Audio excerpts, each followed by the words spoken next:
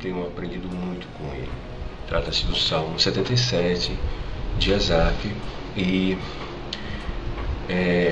mostra-me servo de Deus inconformado com o seu tempo. Nós sabemos que nossos pensamentos e convicções definem o limite de nossas vidas.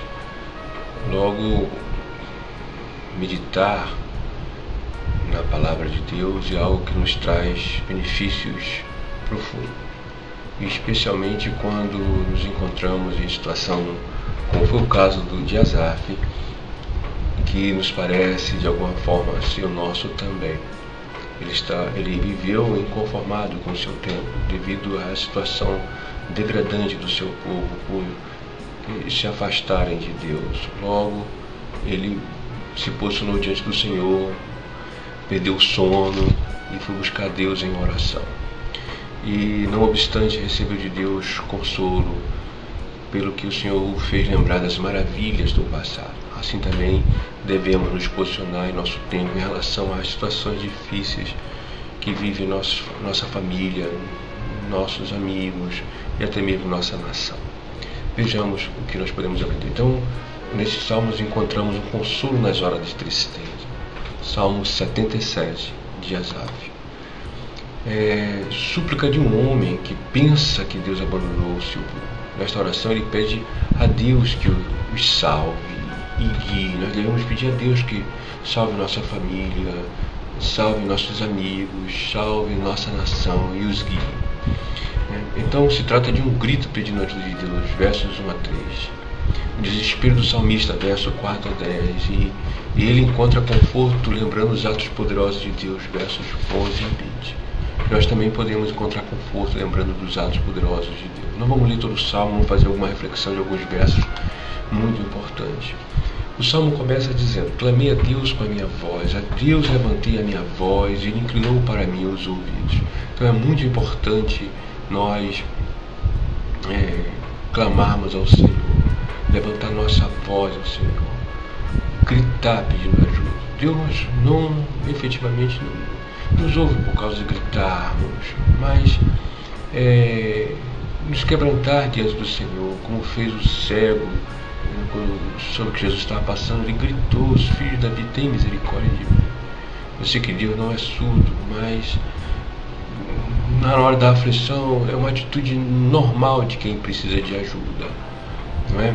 No dia da minha angústia busquei o Senhor, a minha mão se estendeu. Levantar das mãos é outra atitude muito importante, porque ela reflete realmente uma atitude de quem está precisando de ajuda. Levantar das mãos.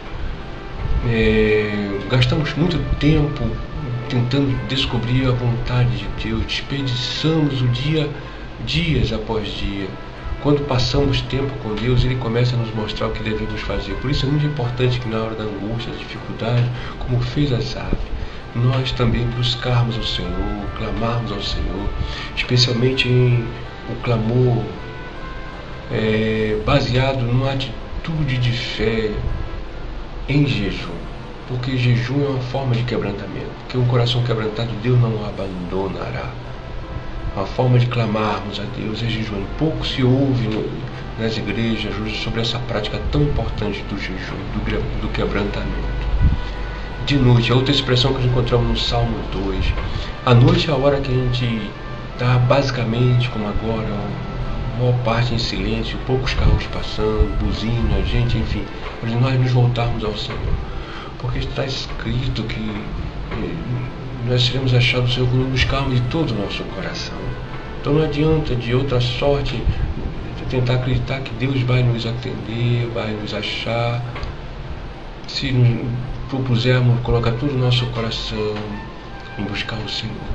Salmo 28:12 encontramos uma palavra a respeito da voz de súplica. Ouve a voz das minhas súplicas quando a ti clamar, quando levantar as minhas mãos para o teu santo oráculo. Quando nós estamos nos afogando, a atitude natural de pedido de socorro é gritar, é levantar as mãos. Então, essa foi a atitude de Asaf, deve ser também a nossa em horas de dificuldade. A noite é muito interessante porque encontramos uma revelação no Salmo 17:3 que diz: provaste o meu coração, visitaste-me de noite. Deus nos visita de noite. Não somente à noite devemos buscar o Senhor, mas fazer o que Jesus nos ensinou em Mateus 6,6, que diz: nós devemos entrar no nosso quarto, fechar a nossa porta. É como se de noite estivéssemos ali, nós colocarmos diante de Deus, que ouve em secreto, responde em secreto. Então essa deve ser a nossa atitude de inconformismo, de orar, de nos quebrantar diante de Deus, interceder como sacerdócio real que somos, em relação à nossa família, nossos amigos, nossa nação, este mundo, a fim de que Deus possa de alguma maneira ser favorável e misericordioso. Amém? Então essa é uma palavra de reflexão muito importante para a nossa vida. No Salmo 77, também 5, no verso 5, nós encontramos: considerava os dias da antiguidade, os anos dos tempos antigos. Então o salmista aqui está dizendo que ele pensava nos dias que já passaram. No Salmo 143,5 encontramos uma palavra muito interessante: lembro-me dos dias antigos, considero todos os teus feitos, medito na obra das tuas mãos. Aqui está uma forma correta de pensar o passado. Muita gente se aflige e se entristece porque fica remoendo o passado em relação aos seus pecados. Em relação aos nossos pecados está escrito que Deus não se lembra mais. Nós não precisamos não viver pescando no mar do esquecimento de Deus, nosso passado. Agora devemos pensar o passado, sim, considerar os feitos do Senhor, as maravilhas que Ele fez no passado. Isso nos vai encher de alegria, vai nos encher de esperança, vai nos tirar de um sentimento de tristeza para um sentimento de alegria, um sentimento de fortalecimento. Pensar o passado, lembrando das coisas grandes que Deus fez a nosso favor, a favor do nosso povo. No verso 6 de salmista do Salmo 77 diz: de noite chamei à lembrança o meu cântico, meditei em meu coração e o meu espírito esquadriou. Então ele aqui, nessa posição de intercessão, ele tem pensamentos profundos. Chamei à lembrança o meu cântico, em hebraico esses pensamentos, cântico. Então nossos pensamentos realmente devem ser de meditação, pensamento profundo na palavra de Deus, na grandeza de Deus, nos feitos maravilhosos do Senhor. Então ele buscou isso. Aí ele começou a questionar: rejeitará o Senhor para sempre e não tornará a ser favorável? Será que o salmista fica pensando se Deus algum dia ainda vai cuidar do seu povo?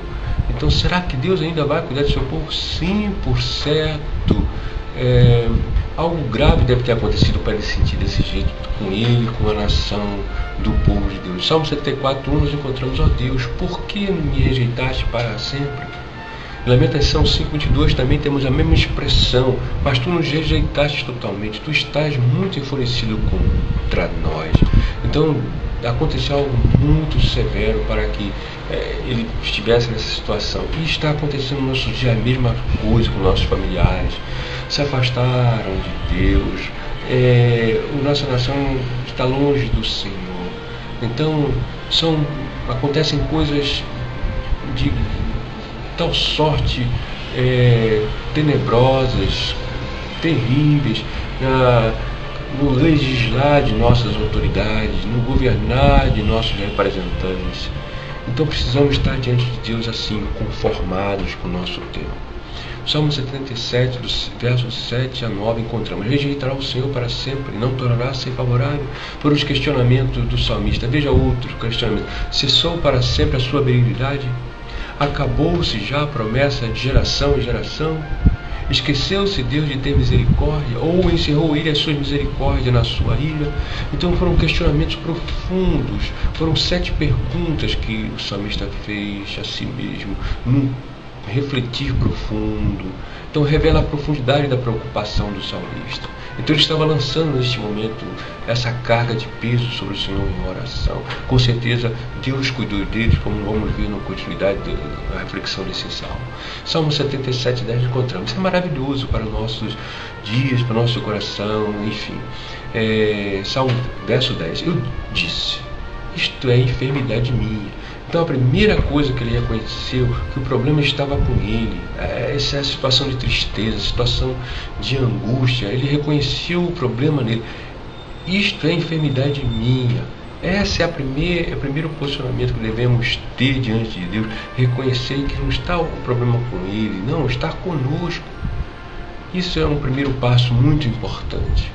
Mas eu me lembrarei dos anos da destra do Altíssimo. Foi a outra consideração desse verso 10. Então ele decidiu se posicionar na presença do Altíssimo. Mas eu me lembrarei dos anos da destra do Altíssimo. No Salmo 7,17 encontra: eu louvarei ao Senhor segundo a sua justiça e cantarei louvores ao nome do Senhor Altíssimo. Se o Senhor estava assim abandonando o seu povo, estava distante do seu povo, não era por culpa dele, era por culpa do povo de Deus. E o fato do salmista estar preocupado era uma enfermidade dele. Então ele sabia que o problema não estava em Deus, estava com ele. Então, mas ele tinha essa convicção: eu louvarei ao Senhor segundo a sua justiça, porque Deus é justo. Deus não faz nada que não seja santo e justo, porque Ele é santo e justo. Canta ele louvores ao nome do Senhor. Quer dizer, ele sabia que no futuro bem próximo ele não estaria mais nessa condição de tristeza, mas sim de alegria. Cantarei louvores ao Senhor. Quem está alegre canta. No verso 11 encontramos: eu me lembrarei das obras do Senhor, certamente eu me lembrarei das tuas maravilhas da antiguidade. Lembrarei. O que nós devemos trazer à nossa lembrança? Lembrar das obras grandiosas do Senhor no passado. Isso vai nos favorecer de tal sorte que nós, entendendo que Ele não mudou, então Ele vai continuar sendo maravilhoso para conosco. Então o salmista procura consolo na lembrança daquilo que Deus no passado fez pelo seu povo. Veja Salmo 143:5. Lembro-me dos dias antigos, considero todos os teus feitos, medito na obra das tuas mãos. É isso que deve estar ocupando nossos pensamentos, nosso meditar nas obras das mãos do Senhor. Aleluia, isso é muito glorioso. Em Isaías 63:7-14, nós encontramos a razão pela qual o Senhor estava se comportando com o seu povo daquela maneira. Não era por culpa do Senhor. Neste trecho o povo lembra que Deus fez por ele no passado. Então eles tiveram ações de graça. Vamos ver Isaías 63:7-14, que diz: as benignidades do Senhor mencionarei. Isso é uma atitude nossa, devemos mencionar as benignidades do Senhor e os muitos louvores do Senhor, conforme tudo quanto o Senhor nos concedeu. Quantas coisas o Senhor nos concedeu. E grande bondade para com a casa de Israel, que usou com eles segundo as suas misericórdias, segundo a multidão das suas benignidades. Que maravilha. Verso 8 de Isaías 63. Porque dizia: certamente eles são meu povo. Olha só o que Deus diz a respeito da gente: filhos que não mentirão, assim ele se fez o seu Salvador. Verso 9, em toda a angústia deles ele foi angustiado. Também Deus sofre conosco. Veja, o anjo da sua presença os salvou. O próprio Senhor, na sua plenitude, salvou o povo de Israel da escravidão do Egito. Pelo seu amor e pela sua compaixão, ele os remiu, e os tomou e os conduziu todos os dias da antiguidade. Veja as obras gloriosas do Senhor no passado. Verso 10, Isaías 63. Mas eles foram rebeldes. Aí está a causa desse posicionamento de Deus em relação ao povo de Israel. Veja que aqui há uma confissão por parte de Asaf, por parte de Isaías, dizendo: mas eles foram rebeldes e contristaram o seu Espírito Santo. O problema todo é esse. Então nós não devemos entristecer o Espírito Santo de Deus, que em nós habita, que nos selou para o dia da redenção. Por isso ele se tornou inimigo e ele mesmo pelejou contra eles. O próprio Deus contra o povo dele, por causa de que eles contristaram o seu espírito, desobedecendo os seus mandamentos, as suas ordenanças, depois de ele ter feito tantas maravilhas. Aí está a razão. E o salmista estava confessando isso. Verso 11. Todavia, se lembrou dos dias da antiguidade. Olha só como é que Deus faz. De Moisés e do seu povo, dizendo: onde está agora o que nos fez subir do mar com os pastores do seu rebanho? Onde está o que pôs no meio deles o seu Espírito Santo? Então onde está o Senhor? Louvado seja o Senhor. Deus habita no meio do seu povo.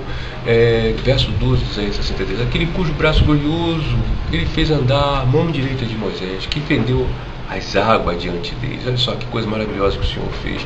Ele fendeu as águas, abriu o mar vermelho para o povo passar, para fazer para si mesmo um nome eterno. Verso 3. Aquele que os guiou pelos abismos, como cavalo no deserto, de modo que nunca tropeçaram. Eles passaram a pé enxuto no meio do mar. Verso 14. Como o animal que desce ao vale, o Espírito do Senhor lhes deu descanso, assim guiaste ao teu povo para te fazeres um nome glorioso. Então aqui está a razão de Deus estar contristado com o seu povo, por causa que eles contristaram o seu Espírito Santo. Mas o Senhor se volta para eles, se volta e os resgata quando eles também se arrependem, se convertem ao Senhor. Salmo 77:3 nos encontramos: o teu caminho, ó Deus, está no santuário. Tudo que Deus faz é santo. No Salmo 22, verso 3 e 4, nos encontramos: porém tu és santo, tu que habitas entre os louvores de Israel. Em ti confiaram nossos pais, confiaram, e tu os livraste. Então, na mesma sorte, nós devemos confiar em Deus, que Ele nos livra.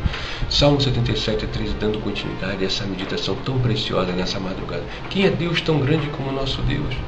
Não há Deus maior. Salmo 86:8 diz: entre os deuses não há semelhante a ti, Senhor, nem há obras como as tuas, não há.